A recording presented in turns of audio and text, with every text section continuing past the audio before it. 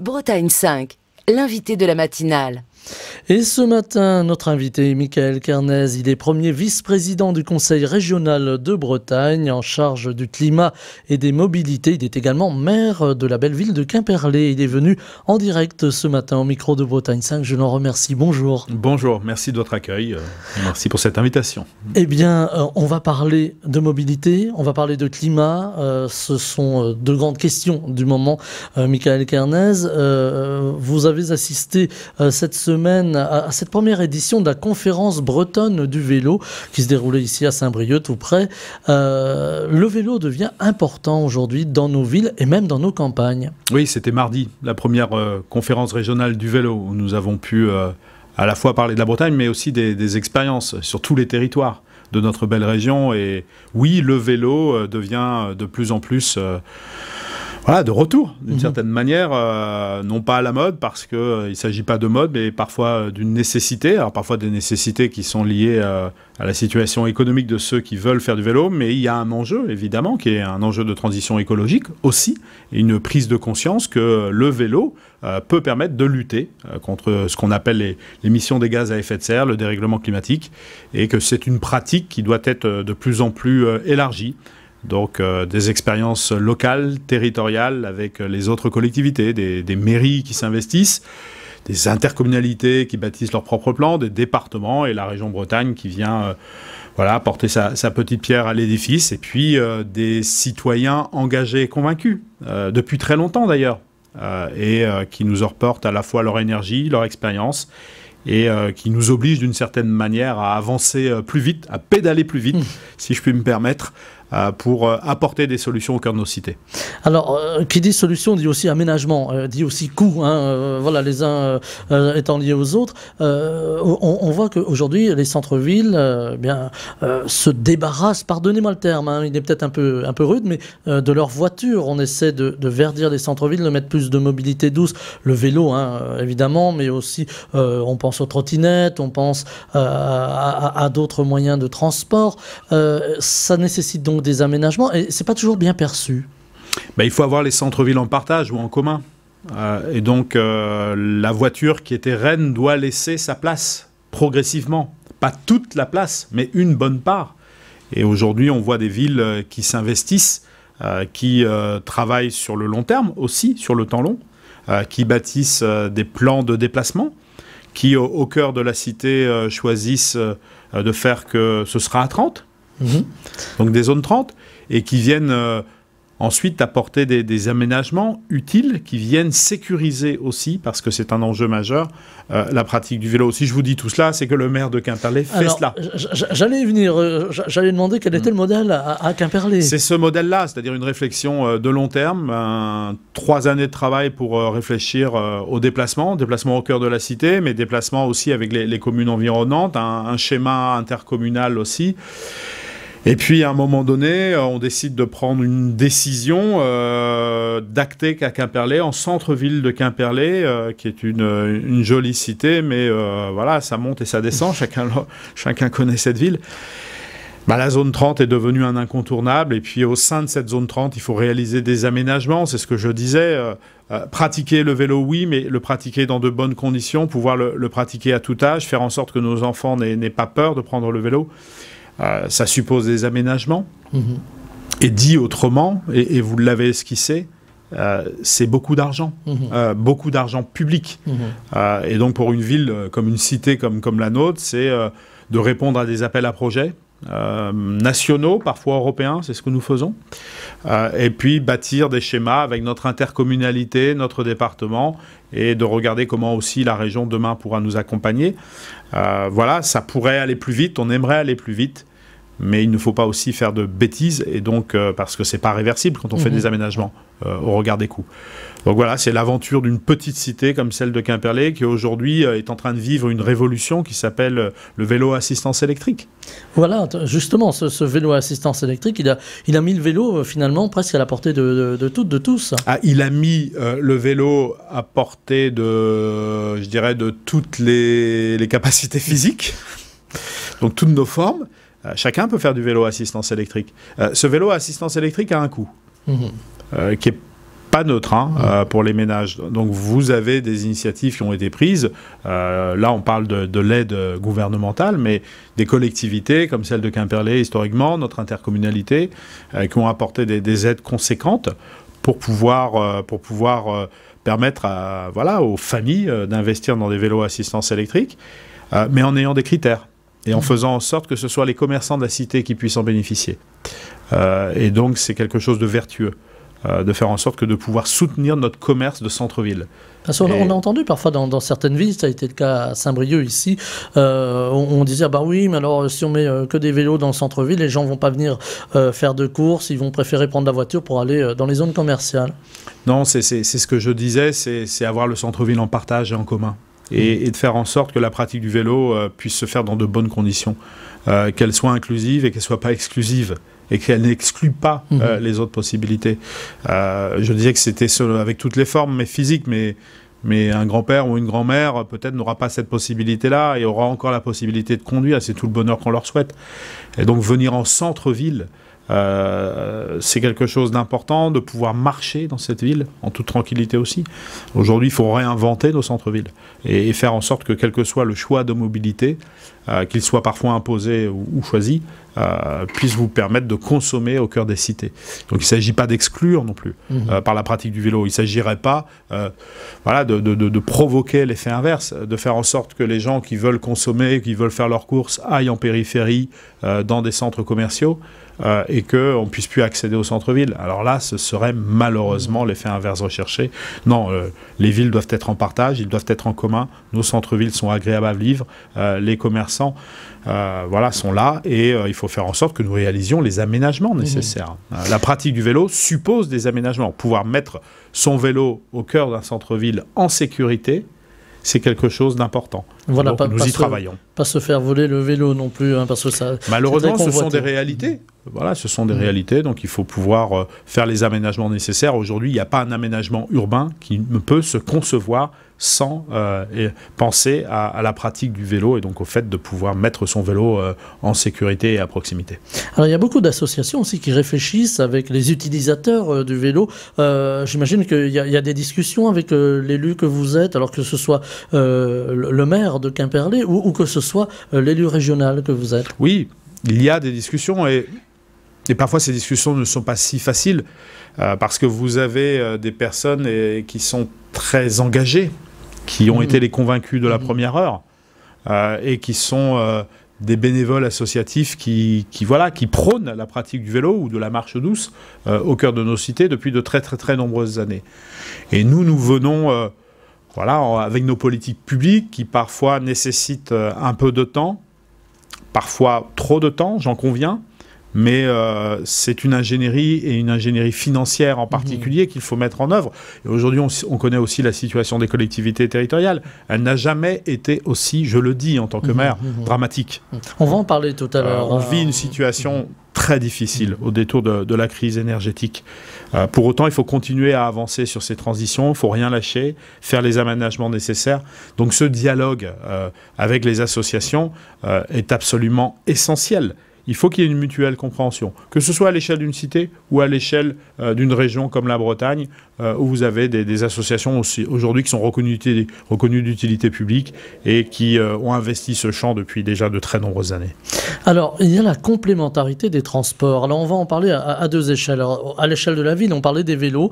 Alors, des fois, quelques auditrices, quelques auditeurs nous sollicitent en disant « Oh là là, oui, mais moi, mon vélo, je ne peux pas le mettre dans le bus ou je ne peux pas le mettre dans le tram. » Est-ce que là aussi, il va y avoir des solutions à trouver, des concertations à avoir? Bien sûr, il faut avoir cette possibilité parfois de l'emport, on appelle ça l'emport, emporter son vélo dans le moyen de transport, mais l'autre possibilité, et à mon avis c'est celle qui doit être le plus regardée, c'est la possibilité de laisser son vélo en toute sécurité là où vous allez prendre votre train, votre TER.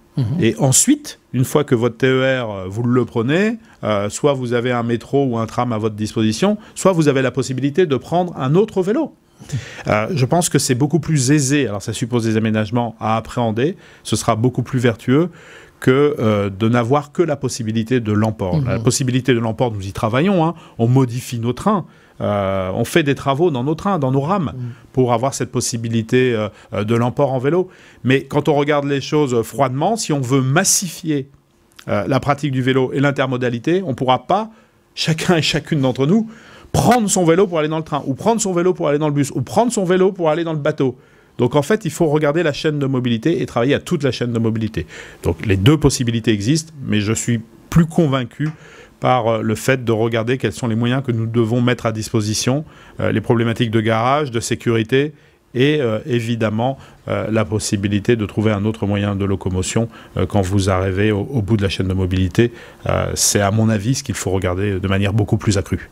Alors, il y a un deuxième niveau, c'est aussi la campagne. Aujourd'hui, bien, les gens qui habitent la campagne, c'est pas toujours évident de se rendre en ville, alors que ce soit les métropoles ou des villes moyennes, parce qu'il y a un déficit de transport. On le voit aujourd'hui. Alors, il ne s'agit pas de dire c'est la faute à la région, c'est la faute... Non, mais il y a ce déficit de transport. Comment la région, alors là, c'est à l'élu régional que je m'adresse, Michael Kernez, comment la région peut intervenir pour améliorer, pour essayer de combler ce déficit de transport, toujours avec des moyens qui ne sont pas extensibles. La pratique de la mobilité ne peut pas être exclusive de nos concitoyens qui habitent les métropoles.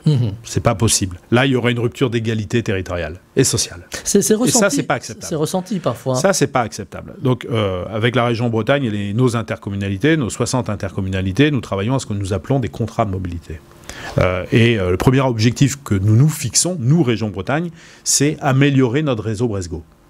Notre réseau Bresgo, il est, je dirais, le fruit historique d'addition de réseaux préexistants qui étaient des réseaux départementaux, notamment. Nous venons d'ailleurs de contractualiser, par exemple, avec le PICOB, le Centre-Est Bretagne, vous me parliez de la ruralité, pour améliorer le réseau Bresgo existant. Nous massifions 400 000 € supplémentaires. Donc on va ouvrir des lignes nouvelles. On va améliorer le cadencement sur un certain nombre d'autres lignes Bresgo, donc des lignes régulières. Il s'agit aussi d'améliorer notre transport scolaire dont nous avons la responsabilité. Et ensuite, il s'agit de parfaitement, c'est très difficile, mais de parfaitement coordonner à la fois le réseau Bresgo qui est de responsabilité régionale et les réseaux qui visent à se développer sur les territoires. Et sur les territoires ruraux, il y a des sujets de transport solidaire, de transport partagé, de transport à la demande. Et tout cela doit s'assembler pour faire en sorte qu'il n'y ait pas de rupture de mobilité. Mais il faut aussi dire aux Bretonnes et aux Bretons qu'on n'aura pas la possibilité d'aller dans chaque maison. Mardi dernier, à Saint-Brieuc, le président Loïc Chenégira évoquait un chiffre. Il disait que nous avons 200 000 habitations qu'on ne pourra jamais mettre en connexion directe, elles sont trop éloignées. C'est l'histoire c'est l'histoire de la Bretagne et de notre mitage un petit peu en ruralité et de notre histoire, tout simplement. On ne pourra pas on pourra pas emmener un bus dans toutes les cours de ferme, dans toutes les maisons de Bretagne, mais il n'en demeure pas moins qu'on a une responsabilité collective, c'est de bâtir un réseau de transport qui répondent à toutes les sollicitations, donc transport à la demande, réseau Bresgo, réseau urbain, et puis toutes les modes que nous connaissons. Alors il y a aussi le train. Alors on sait que la région Bretagne a beaucoup investi, continue d'investir sur le ferroviaire. Alors pas assez, on entend beaucoup de voix VOIX cette fois-ci, qui se posent la question, qui disent ben oui voilà c'est bien la région investit, mais voilà telle ligne est encore fermée. Alors on va parler d'un cas emblématique, c'est cette ligne nord-sud Saint-Brieuc-Auray dont on parle depuis des années.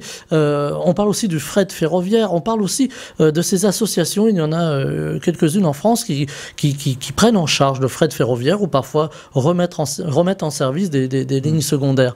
Est-ce que là-dessus la réflexion peut s'ouvrir aussi pour, allez on va dire, remettre en service? C'est une première chose, ou alors avoir aussi beaucoup plus de circulation de trains, c'est très demandé.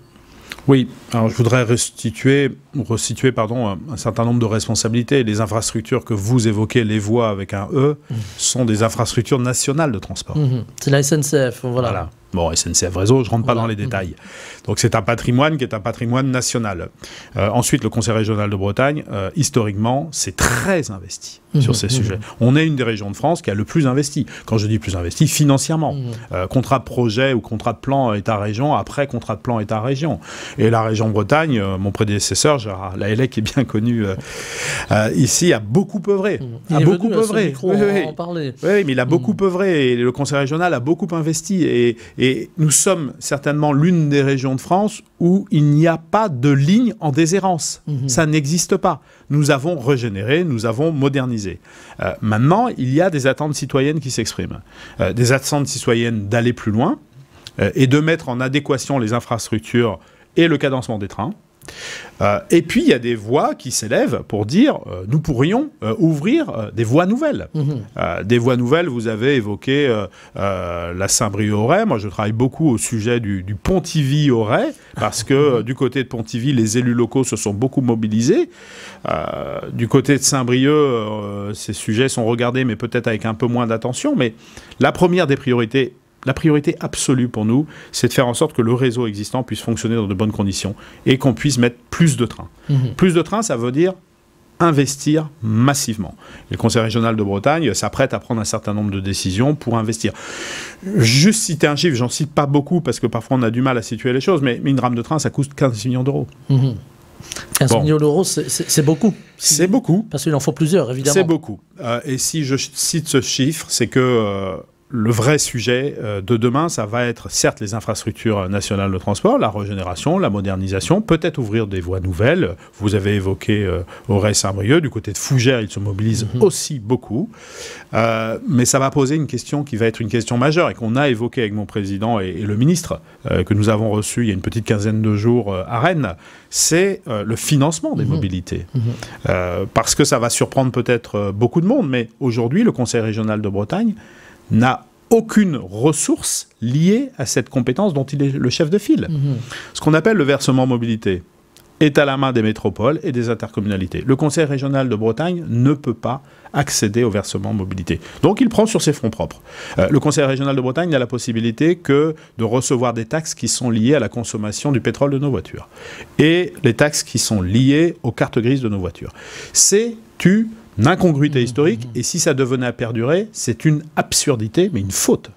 Une faute. Donc il faut absolument donner la possibilité, demain, mais quand je dis demain, c'est demain, mais demain au sens dès demain, très vite, parce qu'il y a une discussion en ce moment qui a été initiée sur ce que devait être le versement mobilité de demain et le financement des mobilités. Il faut absolument que les régions de France puissent avoir des ressources dédiées aux mobilités.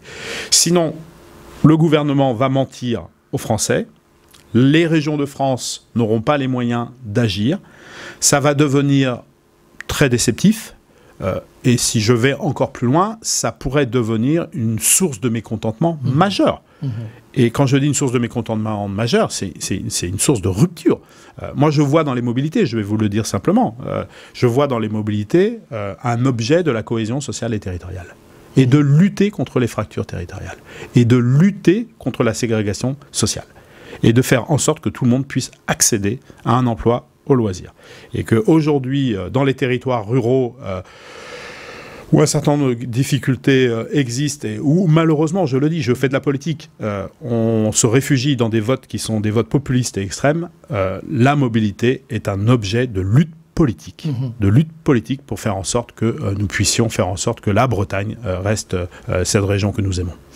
Avec des contraintes financières, hein, vous le disiez, Michael Kernez, dans un climat et dans un contexte particulier. On dit qu'il faut faire des économies d'énergie, mais aujourd'hui ça coûte. L'électricité pour faire rouler les trains ou le gasoil, ça coûte. Ça coûte donc à la région aussi de faire rouler ces trains, avec là aussi des difficultés pour pouvoir équilibrer finalement et le fait de faire rouler des trains et le fait d'avoir un petit peu de sous pour les faire rouler, pour être simple. Alors ça coûte de l'argent.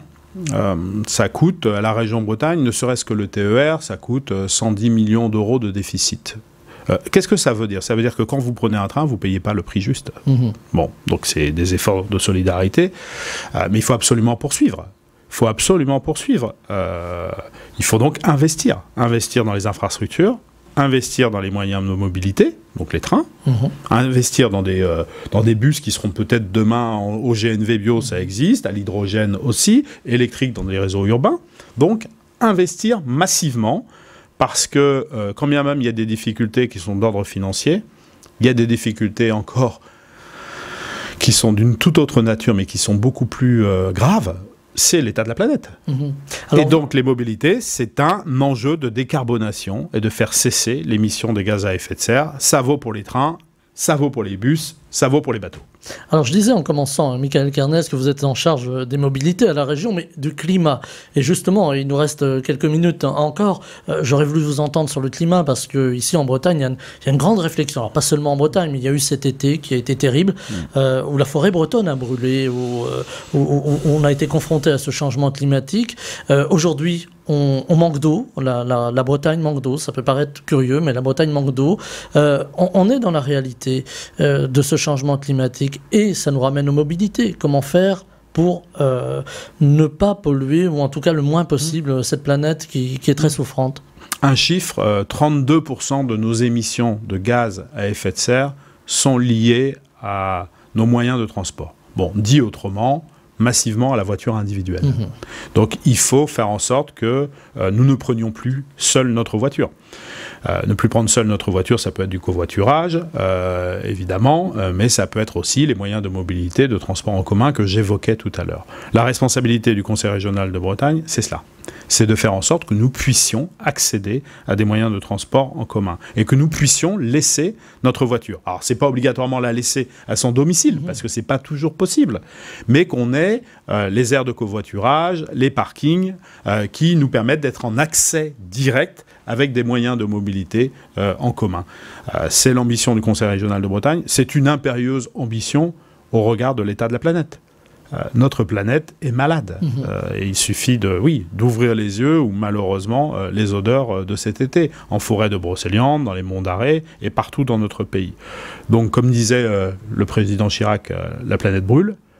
Et il faut absolument que nous ne regardions pas ailleurs, mais que nous fassions le nécessaire. Et la responsabilité qui est la nôtre, on essaie notre petite pierre, comme tous les citoyens, notre petite pierre, en tous les cas, au Conseil régional de Bretagne, c'est de massifier les transports en commun.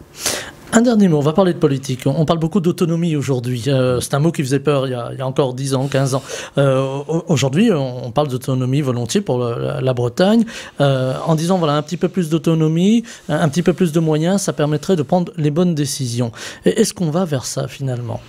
Moi, c'est pas un mot qui me fait peur, l'autonomie. J'ai écrit des textes là où j'étais, dans la formation politique où je suis, sur ce sujet, il y a une dizaine d'années. Donc c'est pas un mot qui me fait peur. J'ai d'ailleurs dit au Conseil régional de Bretagne, dans l'enceinte, que c'est un supplément d'âme. C'est un supplément d'âme. Il faut absolument que notre territoire, la France, fasse confiance aux élus qui ont une légitimité démocratique. Et donc l'autonomie, c'est donner plus de capacité à agir au quotidien. Plus de capacité à agir au quotidien en donnant des compétences qui soient claires, en donnant des moyens financiers qui sont nécessaires, on a parlé des mobilités, en donnant la possibilité législative et réglementaire. C'est de donner tout simplement à la Bretagne la possibilité de se développer, voilà, la cohésion sociale et territoriale que j'évoquais tout à l'heure, dans le cadre de la République, mais en s'adaptant quand c'est nécessaire, en se différenciant quand c'est nécessaire. Donc moi, le mot autonomie, je pense que pour nous toutes et nous tous qui sommes engagés aujourd'hui dans la vie publique, c'est notre horizon indépassable. Il faut absolument, absolument que nous obtenions plus d'autonomie pour pouvoir agir. Sinon, nous continuerons de décevoir. Sinon, nos concitoyens continueront à se détourner, c'est-à-dire ils s'abstiendront, ou continueront à voter pour les populistes que je combats de tout mon cœur depuis plus d'une vingtaine d'années. Donc voilà, l'autonomie, c'est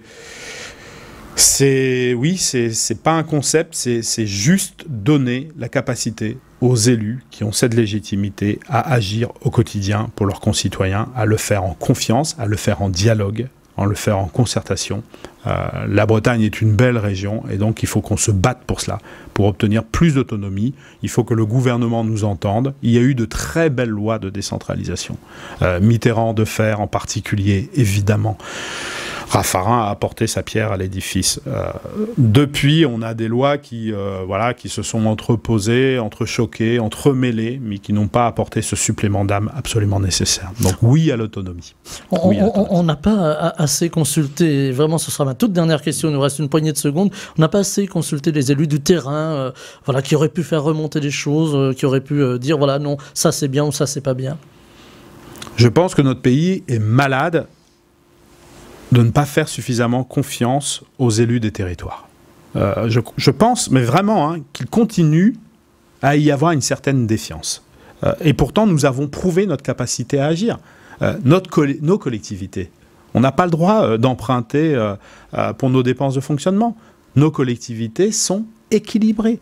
Elles participent à 70% de l'investissement dans notre pays. Donc il faut faire confiance aux élus. Il n'y a rien de plus beau finalement. Et puis, si ça ne vous satisfait pas, 5 ans, 6 ans plus tard, eh bien, il y a ce qui nous est plus cher, c'est-à-dire la démocratie. Une urne, voter. Voter. Et donc ça, c'est très, très important. Donc, oui, il faut faire confiance aux élus. Et puis, à partir du moment où ils vous déplaisent, il faut tout simplement en échanger. Mais la démocratie, c'est un bien trop précieux pour s'en priver. Voilà, on pourrait disserter très longtemps, Michael Carnez, sur la démocratie, mais on n'aura pas le temps, parce que démocratiquement, je dois rendre l'antenne. Merci en tout cas d'être venu, Michael Carnez, jusqu'à nous. Je rappelle que vous êtes premier vice-président du Conseil régional de Bretagne. Vous êtes en charge du climat, on en a parlé, c'est important, et des mobilités. Également maire, je disais, de la très belle ville de Quimperlé. Voilà, j'aime bien aller y faire un tour de temps à autre. Voilà, ça c'était pour le petit clin d'œil. Vous êtes le bienvenu. Merci infiniment d'être venu jusqu'à nous et je vous souhaite une très belle journée, un très bon week-end. Merci à vous. Bretagne 5 matin, Stéphane Hamon.